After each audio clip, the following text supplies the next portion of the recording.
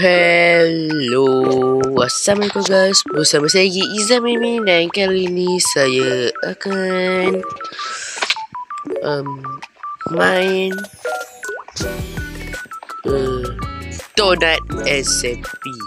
Ini Donut SMP public server. Aku selagi ini bukan roleplay saya kan? Betul tak? Okay, game ni wow. Biar je lah.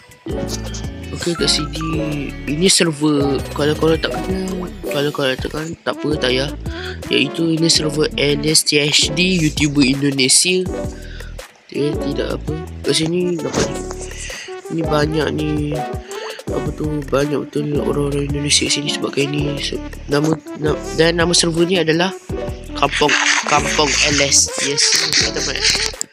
Kita akan main dekat Kampung LS. Mungkin aku akan sering rekod kat map ni.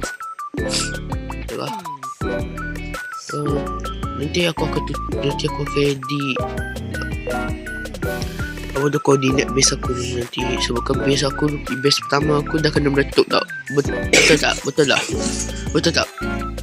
Oi, cakap pasal apa?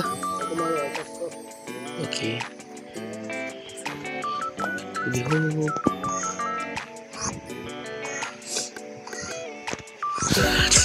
Kau tengok aku dah kill 1 dah mati 5. Mantap tu. Maaf kalau aku tak rekod map ni sebabkan aku lupa nak rekod. Waktu awak nak rekod memang kata awal-awal kau tahu gitu kan. Apa? Memang kami tak nak. Satu main lagi, kita akan live lagi game. Mantap ni. Okay guys, episod pertama ni untuk nak cuma kenalkan apa tu rekod apa tu video nanti ke depannya. Tidak. Kita akan disconnect tak lama lagi. Biasa. Member. Dari sini aku pakai skitik. Aku masih untung lah ya, aku tak boleh nak tukar skin bab. Boleh ke? Kau kat mana? Tak ada. Di sini tak ada.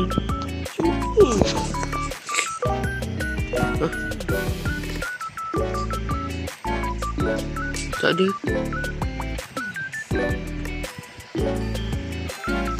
Kau lebak. Aku tengok kat screen. Okay, 3. Okay, 3, 2, 1. Yes sir.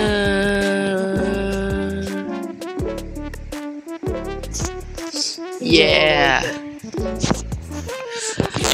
Okay guys, sampai sini saja video kita pada hari ni. Kalau korang suka, korang boleh like, share and subscribe. Kita jumpa lagi dalam next video. Bye bye. Kita semua tengok dulu.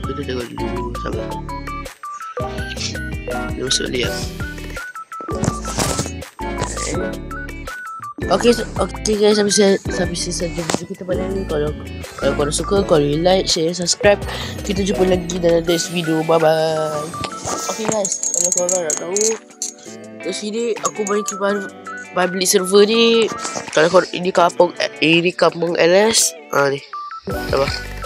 Ni dia punya ID dia. Kalau korang nak tengok. Kalau korang nak main. Okay, bye.